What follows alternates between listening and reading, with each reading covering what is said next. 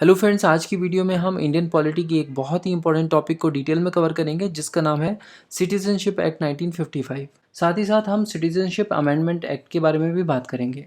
पिछली वीडियो में हमने देखा था कि आर्टिकल 5 से आर्टिकल 8 हमें ये बताते हैं कि at the time of commencement of the constitution यानी 26 जनवरी 1950 को कौन भारत का नागरिक था और कौन नहीं। इसका मतलब 26 जनवरी 1950 या उससे पहले कौन सिटीज़न था और कौन नहीं, वो हमें आर्टिकल 5 टू आर्टिकल 8 से पता चलता है। जबकि 26 जनवरी 1950 के बाद ये सेम इन्फॉर्मेशन हमें सिटीजनशिप एक्ट 1955 से मिलती है। सिटीजनशिप एक्ट 1955 हमें बताता है कि किस तरह इंडिया की सिटीजनशिप एक्वायर की जा सकती है और किस तरह इंडियन सिटीजनशिप को लूज़ किया जा सकता है। सबसे पहले बात करते हैं सिटीजनशिप एक्वायर करने के बारे में। सिटीजनशिप एक्ट 1955 हमें सिटीजनशिप एक्वायर करने के 5 तरीके बताता है।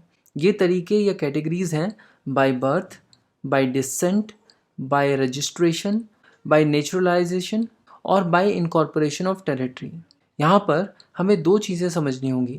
पहला एप्लीकेशन यानी किन लोगों पर ये कैटेगरीज अप्लाई होती हैं, और दूसरी चीज़ हमें समझनी है इन कैटेगरीज की कंडीशंस। कहने का मतलब, मान लो आपको इंडिया की सिटीजनशिप लेनी है तो आपको सबसे पहले ये देखना होगा कि इनमें से कौन सी कैटेगरी आप पर लागू होती है, और फिर हर एक कैटेगरी में अपनी कुछ कंडीशंस होंगी जिन कंडीशंस को सेटिस्फाई करके आप इंडिया के सिटीजन बन सकते हो।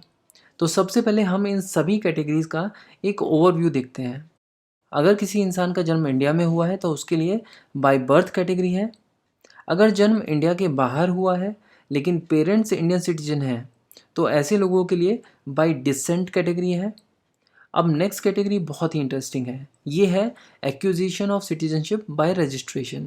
ये कैटेगरी उन लोगों पर अप्लाई होती है जिनका ओरिजिन इंडिया है बट आज की डेट में वो किसी दूसरे देश के नागरिक हैं। और फोर्थ कैटेगरी है सिटीजनशिप बाय नेचुरलाइजेशन। ये कैटेगरी उन फॉरेन नेशनल्स के लिए है जो इंडियन ओरिजिन के नहीं है बट इंडियन सिटीजनशिप लेना चाहते हैं। यानी कोई भी फॉरेन नेशनल जो इंडियन ओरिजिन का है उसके लिए सिटीजनशिप बाय रजिस्ट्रेशन है, जबकि ऐसे फॉरेन नेशनल्स जो इंडियन ओरिजिन के नहीं हैं वो इंडिया की सिटीजनशिप पा सकते हैं बाय नेचुरलाइजेशन। इंडियन ओरिजिन का मतलब हम इसी वीडियो में आगे देखेंगे। और लास्ट कैटेगरी है बाय इनकॉर्पोरेशन ऑफ टेरिटरी। यानी अगर इंडिया कोई टेरिटरी एक्वायर करता है तो उस टेरिटरी में रहने वाले लोग इनकॉर्पोरेशन ऑफ टेरिटरी वाली कैटेगरी से सिटीजनशिप ले सकते हैं। चलिए अब इन सारी की सारी कैटेगरीज को डिटेल में डिस्कस करते हैं। पहली कैटेगरी है बाय बर्थ।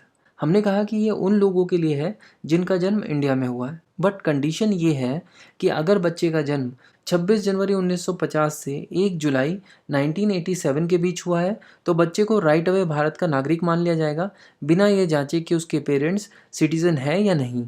अगर बच्चे का जन्म 1 जुलाई 1987 से 3 दिसंबर 2004 के बीच हुआ है तो बच्चे को इंडियन सिटीज़न तभी माना जाएगा अगर उसके मम्मी या पापा में से कोई भी इंडियन सिटीज़न है तो। और 3 दिसंबर 2004 के बाद पैदा हुए बच्चों के लिए सिटीजनशिप की कंडीशन ये है कि बच्चे के मम्मी या पापा में से एटलीस्ट एक तो इंडियन सिटीज़न होना ही चाहिए और दूसरा इलीगल माइग्रेंट नहीं होना चाहिए। और अगर दोनों के दोनों इंडियन सिटीजन्स हैं तो फिर तो कोई दिक्कत ही नहीं है। इसका मतलब कि अगर कोई भी बच्चा इंडिया में पैदा होता है और इनमें से कोई भी कंडीशन सेटिस्फाई होती है तो बच्चे को भारत का नागरिक मान लिया जाएगा। अब बात यह है कि ये डेट्स इतनी इंपॉर्टेंट क्यों है। 1 जुलाई 1987 से पहले के जो बच्चे पैदा हुए थे उन्हें सिटीजनशिप बिना ये जांची दी जा रही थी कि उनके माता पिता इंडियन सिटीज़न है या नहीं, बट 1 जुलाई 1987 के बाद पेरेंट्स सिटीज़न है या नहीं, ये इतना इम्पोर्टेंट क्यों हो गया। एक्चुअली हुआ क्या कि सिटीजनशिप एक्ट 1955 कई बार पार्लियामेंट ने अमेंड किया है, जैसे कि 1957, 1960, 1985, 86, 1992, 2003, 2005, 2015 और अभी रिसेंटली 2019 में भी। इन अमेंडमेंट्स की वजह से ये कंडीशंस समय समय पर चेंज होती गई और इन कंडीशंस में जो भी चेंजेस आप देख पा रहे हो वो इन्हीं अमेंडमेंट्स का नतीजा है। हमने अब तक देखा कि सिटीजनशिप बाय बर्थ कैटेगरी किन किन लोगों पर एप्लीकेबल है और साथ ही साथ कंडीशंस भी देखी, बट क्या सभी लोग जिनके लिए ये एप्लीकेबल है और जो कंडीशंस को सेटिस्फाई करते हैं उन सभी को भारत की नागरिकता मिल सकती है? जी नहीं, यहाँ पर कुछ एक्सेप्शंस भी हैं। एक्सेप्शन ये है कि दूसरे देशों के डिप्लोमेट्स जो यहाँ पर इंडिया में रहते हैं उनके बच्चे अगर इंडिया में पैदा होते हैं तो उन्हें इंडियन सिटीजनशिप नहीं दी जाएगी। इसी के साथ साथ ऐसे देश जिनके साथ इंडिया वॉर में है उन देशों के नागरिकों के बच्चे अगर इंडिया में पैदा होते हैं तो उन्हें भी नागरिकता नहीं दी जाएगी। अब सेकंड कैटेगरी है सिटीजनशिप बाय डिसेंट। ये उन लोगों के लिए है जिनका जन्म इंडिया के बाहर हुआ है लेकिन पेरेंट्स जो है वो इंडियन सिटीजन है। 26 जनवरी 1950 से 10 दिसंबर 1992 के बीच पैदा हुए बच्चों को सिटीजन माना गया अगर उनके फादर इंडियन सिटीजन है तो। इसके अलावा 10 दिसंबर 1992 से 3 दिसंबर 2004 के बीच पैदा हुए बच्चों को सिटीजन माना गया अगर उनके मम्मी या पापा में से कोई भी इंडियन सिटीजन है तो। और 3 दिसंबर 2004 के बाद अब बाई डिसेंट सिटीजनशिप उन बच्चों को नहीं दी जा सकती जिनका जन्म देश के बाहर हुआ है, चाहे उनके पेरेंट्स इंडियन सिटीजन है तो भी।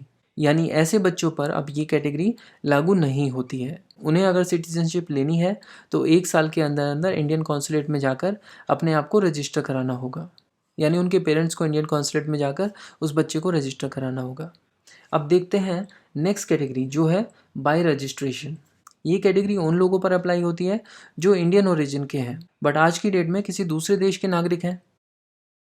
यहाँ पर जो ये टर्म है person of Indian origin, actually ये लोग वो लोग होते हैं जो कि पाकिस्तान, अफगानिस्तान, बांग्लादेश, चाइना, ईरान, भूटान, श्रीलंका और नेपाल, इन देशों को छोड़कर किसी और देश के नागरिक हैं और जिनके पास कभी ना कभी इंडियन पासपोर्ट रहा हो या फिर वो खुद, उनके पेरेंट्स, ग्रैंड पेरेंट्स या फिर ग्रेट ग्रैंड पेरेंट्स में से भी, यानी 4 जनरेशन्स में से एटलीस्ट कोई तो अनडिवाइडेड इंडिया में पैदा हुआ हो या फिर उन टेरिटरीज़ में पैदा हुआ हो जो इंडिया के आज़ाद होने के बाद इंडिया के पार्ट बने हों। इसके अलावा पर्सन ऑफ इंडियन ओरिजिन उनको भी कहा जाता है जिन्होंने किसी इंडियन सिटीजन से शादी कर ली हो। इस इन्फॉर्मेशन का source ministry of external affairs की ऑफिशियल वेबसाइट है और इसका लिंक आपको डिस्क्रिप्शन में मिल जाएगा। तो अभी तक हमने ये समझा कि सिटीजनशिप बाय रजिस्ट्रेशन किन लोगों पर एप्लीकेबल है। अब हम कंडीशंस को समझते हैं। कंडीशंस क्या क्या हैं ये हम समझेंगे एक कहानी से। मान लो ये दो मैरिड कपल्स हैं ए बी और एक्स वाई। ये चारों इंडियन सिटीजन्स हैं और इन्हें काम के सिलसिले में अमेरिका जाना पड़ा।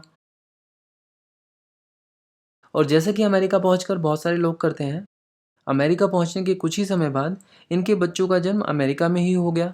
बच्चों का नाम था सी और जेड। अब इनके पास ऑप्शन है कि अपने बच्चे को अमेरिका की सिटीजनशिप दिलवाना चाहते हैं या इंडिया की। अगर इन्हें अपने बच्चे को इंडियन सिटीजनशिप दिलवानी है तो इन्हें कॉन्सुलेट में जाकर अपने बच्चे को as a Indian citizen register करवाना पड़ेगा और ये है रजिस्ट्रेशन का पहला तरीका। बट ज़्यादातर लोग ऐसा नहीं करते क्योंकि सब लोग ये प्रेफर करते हैं कि अपने बच्चों को अमेरिकन सिटीजनशिप दिलवा दें। तो कहानी को आगे बढ़ाते हैं। अब हुआ क्या कि ए और बी का ऑफिस असाइनमेंट ख़त्म हो गया और इन्हें वापस इंडिया आना पड़ा।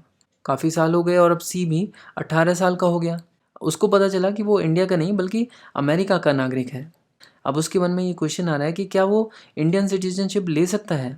इसका आंसर है येस, क्योंकि वो 18 साल का हो चुका है और उसके पेरेंट्स भी इंडियन सिटीजन है, इसीलिए वो अपने आप को as a Indian citizen register करवा सकता है। ये है रजिस्ट्रेशन का दूसरा तरीका। उधर एक्स वाई जो थे वो तो अमेरिका में ही बस गए थे। इंडियन सिटीजनशिप उन्होंने छोड़ दी थी और अमेरिका की ही सिटीजनशिप ले ली थी और इस बात को अब काफ़ी साल हो चुके थे। तो अब उनको लगा कि अमेरिका में वो मज़ा नहीं है, वापस से इंडियन सिटीजनशिप लेना चाहते हैं। तो क्या इनको इंडियन सिटीजनशिप मिल सकती है? हाँ, बिल्कुल मिल सकती है। इसके दो तरीके हैं। अब डिपेंड करता है कि इन्होंने OCI कार्ड यानी overseas citizen of India card बनवा रखा है या नहीं। अगर OCI कार्ड नहीं बनवाया है तो ये इंडिया आकर 7 साल रहें और फिर इंडियन सिटीजनशिप के लिए रजिस्टर करवाएं। ये प्रोसीजर है और ये है सिटीजनशिप बाय रजिस्ट्रेशन का तीसरा तरीका। और अगर ये 5 साल से OCI कार्ड होल्डर हैं तो ये इंडिया आकर सिर्फ 1 साल रहेंगे और उसके बाद अपने आप को इंडियन सिटीजन रजिस्टर करवा सकते हैं। ये हुआ सिटीजनशिप बाय रजिस्ट्रेशन का चौथा तरीका। बट जेड का क्या होगा? क्या उसे भी इंडियन सिटीजनशिप मिल सकती है या फिर उसे वेट करना होगा कि पहले उसके पेरेंट्स ही इंडियन सिटीजन बन जाए और फिर बाद में वो अप्लाई करे? देखो, जेड के लिए भी सेम कंडीशंस अप्लाई होती हैं 4 और 5 जो कि उसके पेरेंट्स पर भी अप्लाई हुई थी, बेस्ड ऑन कि उसके पास OCI कार्ड है या नहीं। इसके अलावा जेड के लिए एक क्लॉज और है और वो क्लोज ये कहता है कि अगर कोई इंसान 18 साल का हो चुका है और उसकी मम्मी या पापा में से कोई पहले इंडिया का सिटीज़न था, मतलब अभी होने की ज़रूरत नहीं है, अगर पेरेंट्स पहले इंडियन सिटीज़न थे तो वो इंडिया में आकर 12 महीने रहने के बाद अपने आप को वो सिटीज़न ऑफ इंडिया रजिस्टर करवा सकता है। ये हुई सिटीजनशिप बाय रजिस्ट्रेशन की 5th कंडीशन। तो इस कहानी की हैप्पी एंडिंग हो गई, सबको इंडियन सिटीजनशिप मिल सकती है डिफरेंट क्लॉज के थ्रू। लेकिन एक केस अभी भी छूट रहा है जब हमने पर्सन ऑफ इंडियन ओरिजिन की बात की थी तो हमने कहा था कि पर्सन ऑफ इंडियन ओरिजिन उनको भी माना जाएगा जो किसी इंडियन सिटीजन से शादी कर लेते हैं। तो ऐसे लोगों के लिए कंडीशन ये है कि वो इंडिया आकर 7 साल रहें और उसके बाद सिटीजनशिप के लिए अप्लाई कर सकते हैं। ये हो गई सिटीजनशिप बाय रजिस्ट्रेशन की 6th कंडीशन। अब आप ज़रा वो कहानी याद करो और ट्राई करके देखो कि क्या आपको सिटीजनशिप बाय रजिस्ट्रेशन की वो 6 की 6 कंडीशंस याद हैं। अब नेक्स्ट कैटेगरी है सिटीजनशिप बाय नेचुरलाइजेशन, जिसे हम नेक्स्ट वीडियो में कवर करेंगे। अगर आपको ये वीडियो अच्छी लगी है तो इसको लाइक कीजिए और अपना फीडबैक आप कमेंट बॉक्स में दे सकते हैं। Thank you so much for watching, connecting and supporting books Tawa.